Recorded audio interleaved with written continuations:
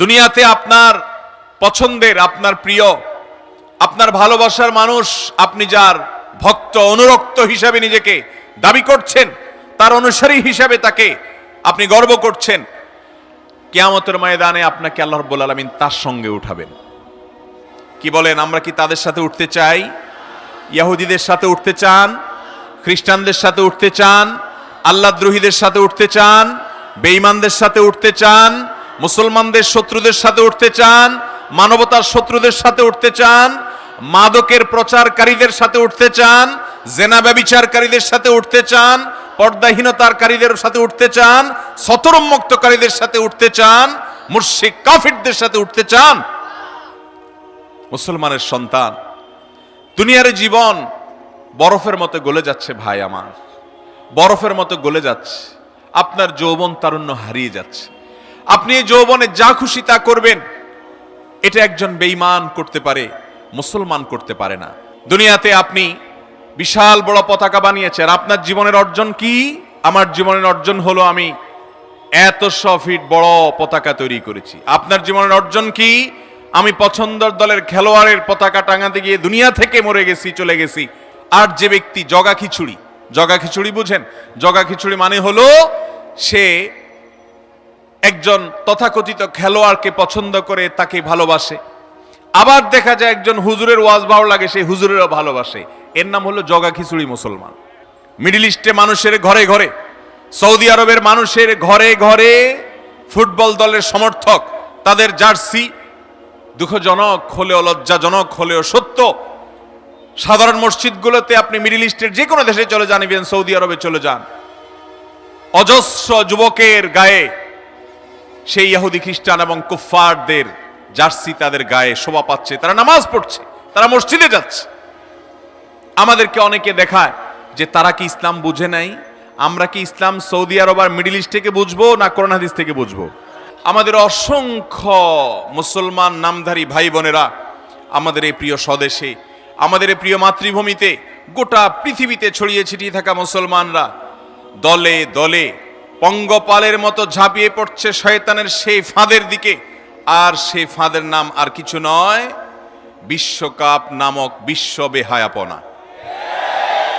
মোহতারাম হাজরিন, আল্লাহ রাব্বুল আলামিন আমাদেরকে যে বিবেক দিয়েছেন, সে বিবেকের কাছে আপনি প্রশ্ন করুন। ইসলাম বৈধ বিনোদনের কথা বলে, আপনাকে সুস্থ বিনোদনের সুযোগ দিয়েছে। ইসলাম আপনাকে খেলাধুলার অনুমতি দিয়েছেন।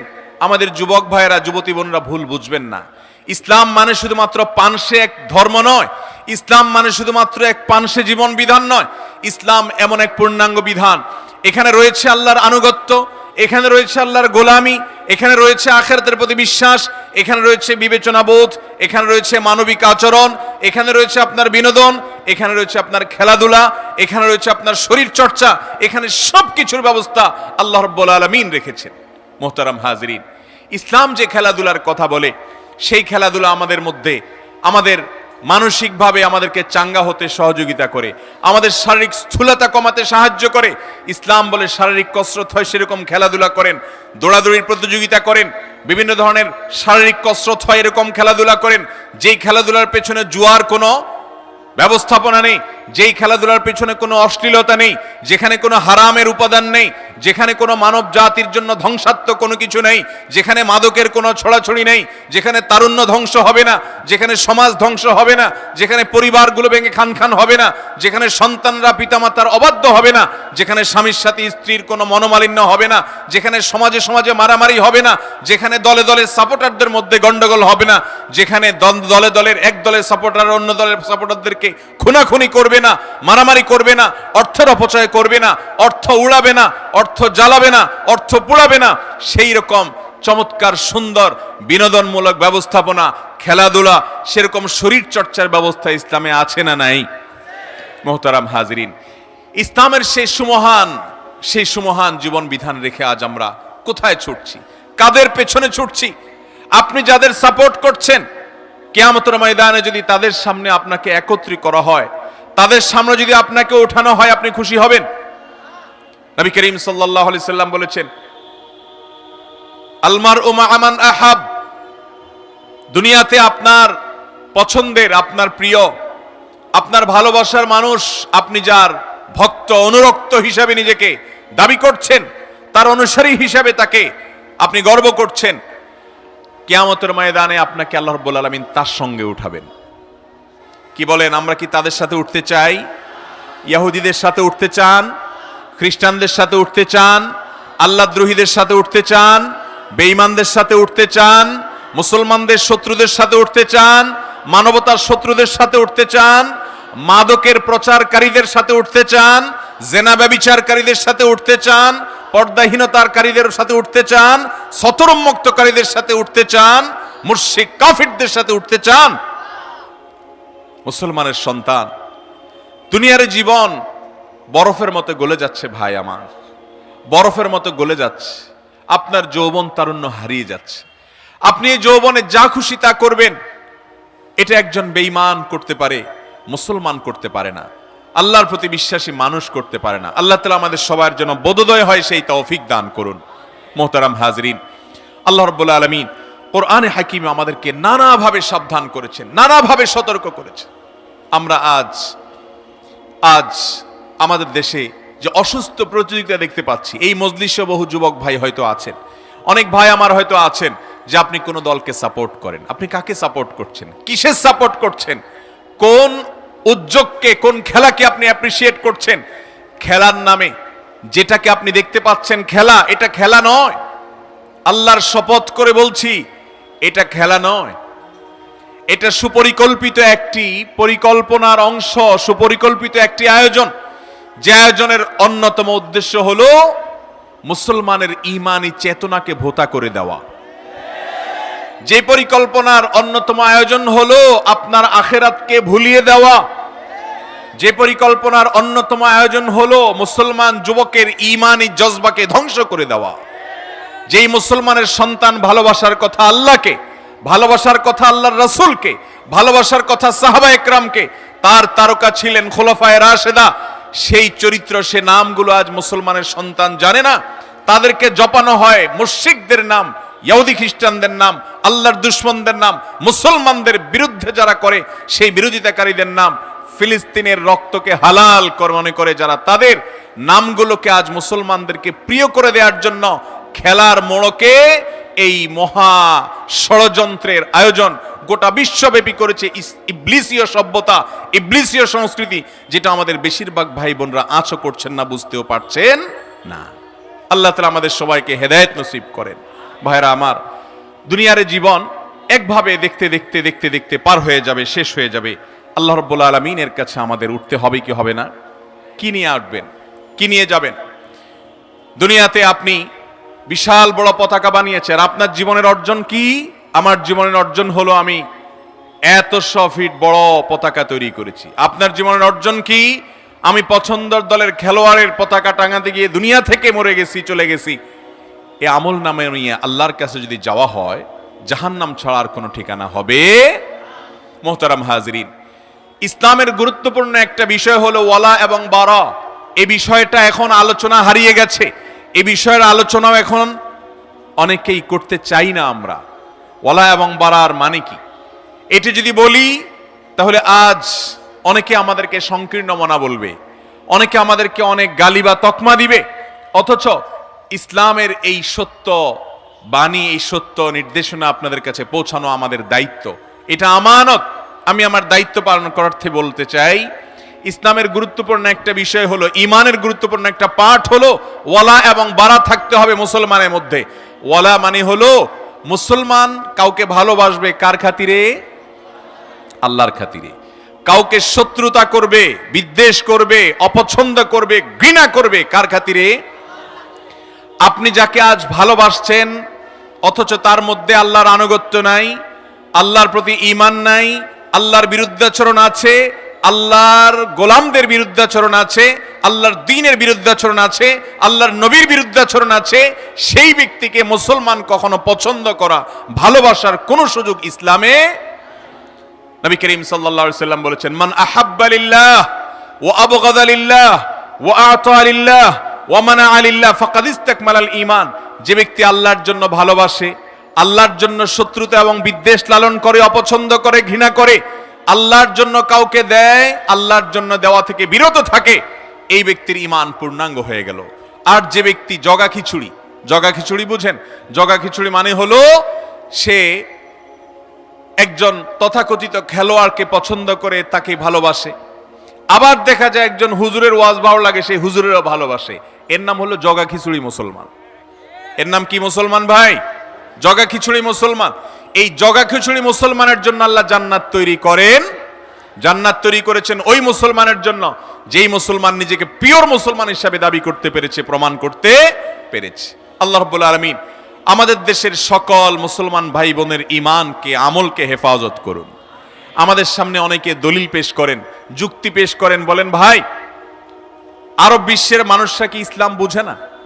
মিডল ইস্টে মানুষের ঘরে ঘরে, সৌদি আরবের মানুষের ঘরে ঘরে ফুটবল দলের সমর্থক, তাদের জার্সি, দুঃখজনক হলেও লজ্জাজনক হলেও সত্য, সাধারণ মসজিদগুলোতে আপনি মিডল ইস্টের যে কোনো দেশে চলে যান, ইভেন সৌদি আরবে চলে যান, অজস্র যুবকের গায়ে সেই ইহুদি খ্রিস্টান এবং কুফফারদের জার্সি তাদের গায়ে শোভা পাচ্ছে, তারা নামাজ পড়ছে, তারা মসজিদে যাচ্ছে।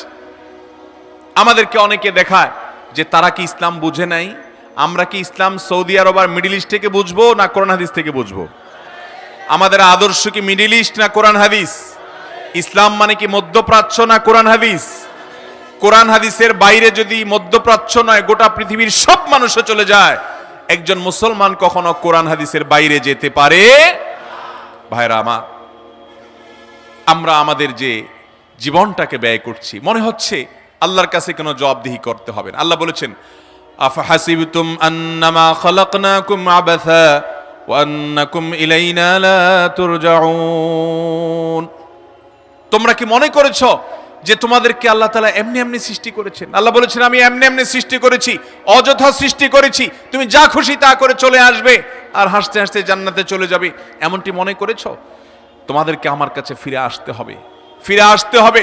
ইন্না লিল্লাহ, নিশ্চয়ই আমরা সকলেই আল্লাহর সৃষ্টি, আল্লাহর গোলাম। ওয়া ইন্না ইলাইহি রাজিউন, আর আমাদের সবাইকে ফিরে যেতে হবে কার কাছে ভাই? আল্লাহর কাছে যেতে হবে। জীবনের প্রতিটি কর্ম, প্রতিটি ছোট বড় কর্ম হয় মিজানে নেকামল হিসাবে গণ্য হবে আর না হলে বদামল হিসাবে গণ্য হবে।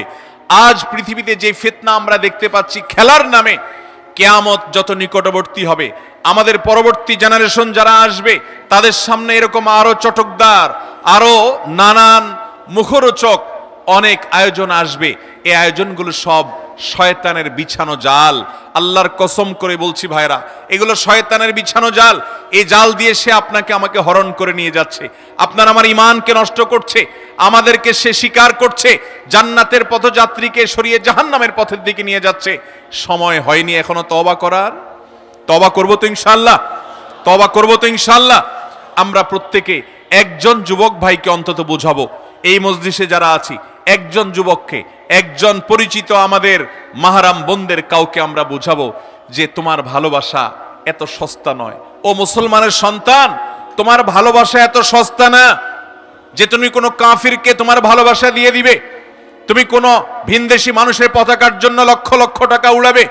এমন দেশে, যে দেশে মানুষ টাকার অভাবে চিকিৎসা করাতে এখনো পারে না, যে দেশে বহু মানুষ টাকার অভাবে নিজের সন্তানের মুখে খাবার তুলে দিতে পারে না, যে দেশে মানুষ টাকার অভাবে বাবা মায়ের লাশ হাসপাতাল থেকে ছাড়াতে পারে না, সেই দেশে বসবাস করে কোথাকার কোন দেশের মানুষের জন্য লক্ষ লক্ষ কোটি কোটি টাকা ব্যয় করা হবে, তুমি সেই কাতারে সামিল হতে হবে। মুসলমান তো পরের কথা, ন্যূনতম যুক্তিবাদী, ন্যূনতম বিবেকবান মানুষ কখনো এই কাজ করতে পারে?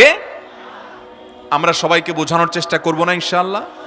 আমাদের একজন ভাইকে অন্তত যদি আমরা ফেরাতে পারি, এটি আমার আখেরাতে নাজাতের একটি মাধ্যম হতে হবে, একটি উপকার হতে পারে তার, এর মাধ্যমে জান্নাতে যাওয়ার পথ আমার সুগম হতে পারে, একটা কদম আমি হয়তো আগাতে পারি। চেষ্টা করব না ইনশাআল্লাহ? আল্লাহ তাআলা আপনাকে, আমাকে, আমাদের দেশের সমস্ত মানুষকে, গোটা দুনিয়ার মুসলমানদেরকে সব ধরনের শয়তানের ষড়যন্ত্র থেকে বেঁচে থাকার তৌফিক দান করুন।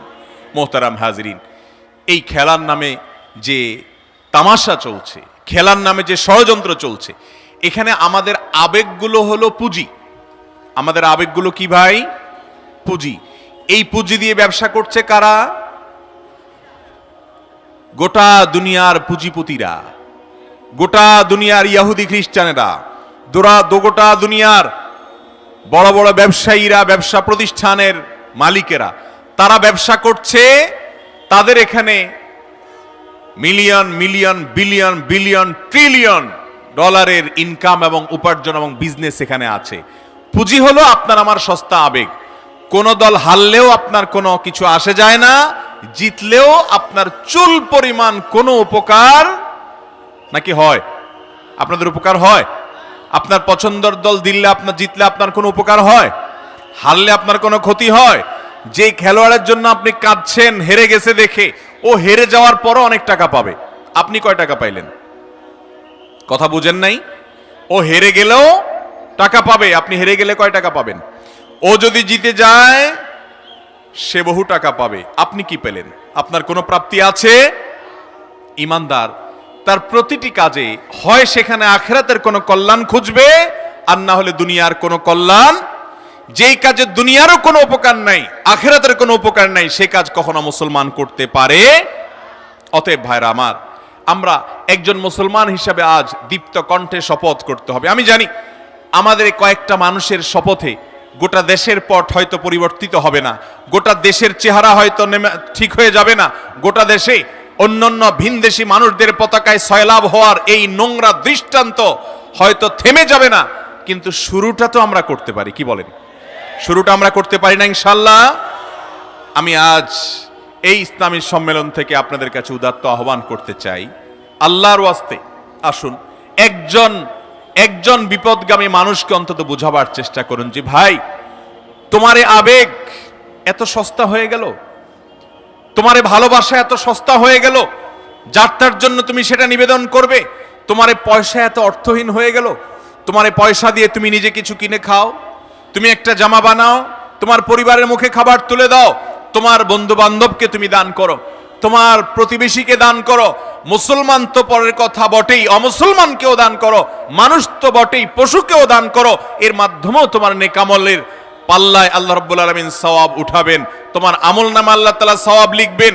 কিন্তু যেই টাকা দিয়ে তুমি পতাকা বানালে, যেই টাকা দিয়ে তুমি জার্সি কিনলে, যেই পতাকা দিয়ে তুমি তোমার বাড়িকে রাঙালে, ব্রিজ রাঙালে, যেটা দিয়ে তুমি টাঙ্গাতে গিয়ে মৃত্যুবরণ করলে, মা বাবার অবাধ্য হলে, অর্থ সম্পদ নষ্ট করলে, দেশের সম্পদ নষ্ট করলে, সেটাকে কোনো মুসলমান, কোনো বিবেকবান মানুষ অ্যাপ্রিসিয়েট করতে পারে?